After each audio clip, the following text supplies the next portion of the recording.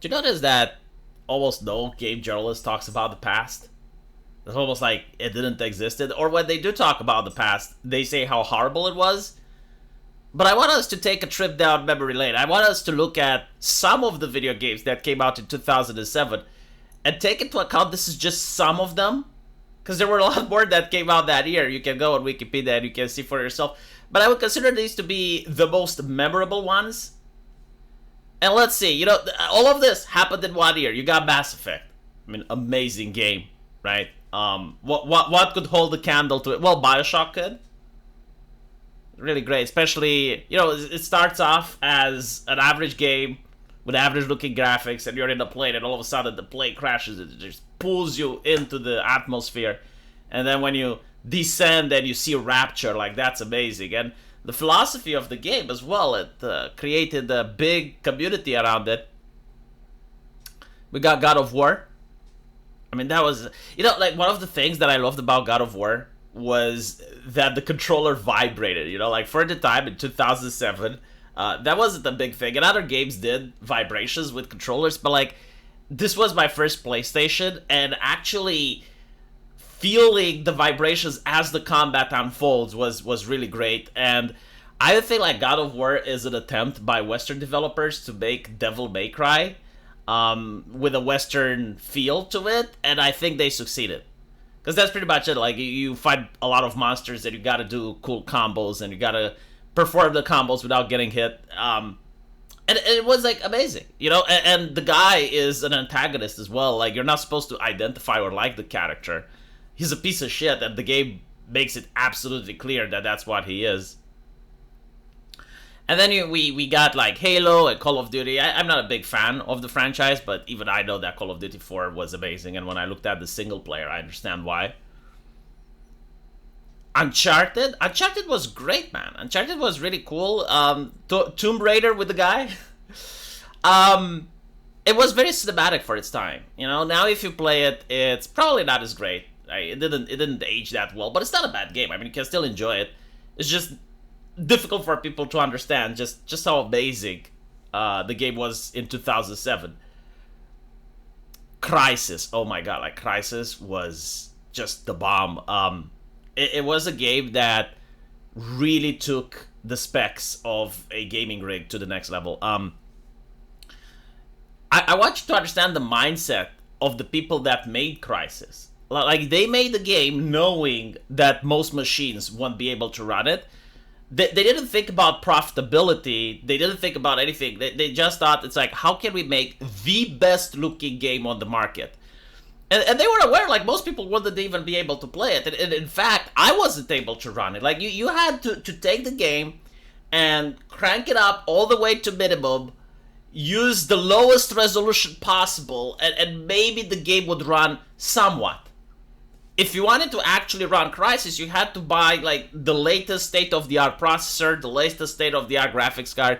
And man, I was a kid at the time. I couldn't afford any of that shit, right? So maybe you had a friend that had a better gaming rig than you, and you would play at their house. Like, that was the only thing you could do in order to try and experience how Crysis was supposed to be played. And then for years, like, people asked, so, can it run Crysis? And when they ask that, it's like, can it run smoothly? Because even if you had like the best gaming rig, man, the loading screens themselves, back then games had a lot of loading screens, and the loading screens themselves were a lot of time to wait, right? Like, you had to wait minutes for a loading screen just to get it past. And when they would ask, like, can it run Crysis, like, can it run smoothly, basically. But it was a gorgeous game, man. Like, I haven't played it, but I wouldn't be surprised if I picked it up now. It still looks okay. Guitar Hero, right? Like, this is also shows that companies weren't afraid to take a risk. Like, they would make a game, and it's like, all right, well, what if like colored boxes pop up on the screen and people just press the correct key in combination? Like, they had no idea if it's going to land or not. They didn't know if it's going to be fun or not, but it was such a huge phenomena that people would buy controllers for this game, just for this game. My God, like looking back, it's so nostalgic, isn't it? Half-Life 2, Episode 2, and Team Fortress 2 came out, as well as Portal. This was like the orange box, right? So I could put all these games together. I don't remember if the orange box actually launched them or not. Half-Life 2, if you think about it, man, such a disappointment. In the sense that it was just a showcase for their Source engine. And despite that, it was still an amazing game, but there could have been a lot of more work put into the multiplayer aspect. For me, the game felt really short. It didn't have the same number of weapons as Half-Life 1. But even at that level, even with just like the mindset of let's make it so that people can see what the Source engine can do, it was still amazing. I don't care about Super Mario, lame game. Burning Crusade, holy shit. I mean, dude, you guys, if you haven't lived it, you just don't know the phenomenon that World of Warcraft was. Like, I actually speak with a Blizzard developer who worked on this project, and what he told me was that they went to one of these game shop like things, or GameSpot, whatever the fuck, game shop, I think, right? One of these brick and mortar stores with video games, and the line was so big it actually went 3 times around the store. So what they had to do was to send the guy to go into the Blizzard HQ and bring some of the copies that they had in store for them, and then like bring those up so they can sign them. It was like such a massive cultural thing. I mean, there has never been something like World of Warcraft ever since World of Warcraft. Like nothing managed to capture that hype. Nothing managed to... And I think like the main reason for it is that when World of Warcraft came out, multiplayer was quite different than it is now. You could play with like 1, maybe 4, 5, 6 other people. So the idea that you're playing with millions of other people, and the game was difficult enough to be challenging for the hardcore players, but also streamlined so that people can ease into it. That's what World of Warcraft did. It was called easy to learn, difficult to master. That was the philosophy, right? Now, I want you to imagine what would happen if the diversity consultants from today, if the sweet babies would have gotten into any of these games. Like, I want you to imagine the type of changes and what exactly would they have done to them, and ask yourself, would these games still be popular? And we actually know the answer. Like a lot of the games that get remakes, they get stuff censored, stuff removed. Like, they're ashamed with the stuff that actually worked, because they're not looking at video games in the sense of like, is it going to entertain people? But they're looking at it as, how can we push our political message and make sure there's no backlash to it, right? Like, for instance, in Mass Effect, they removed sexy scenes from it. Like, there's a scene with Miranda's ass. When they made the remake, they removed it. And I'm sure they would have loved to remove more. In fact, I'm sure they would love to make all the female characters lack sex appeal. Because we saw with Mass Effect Andromeda, which I think is like the progenitor for all the woke shit, the female Asari, they look trans, right? Like, a lot of people pointed out on the thumbnail, and it was memed to oblivion, that the female Asari, which, again, like, they're supposed to be this insanely beautiful race that can create genocide with their vagina, because any type of intelligent species on the galaxy, when they look at an Asari, they see it as the most beautiful woman ever.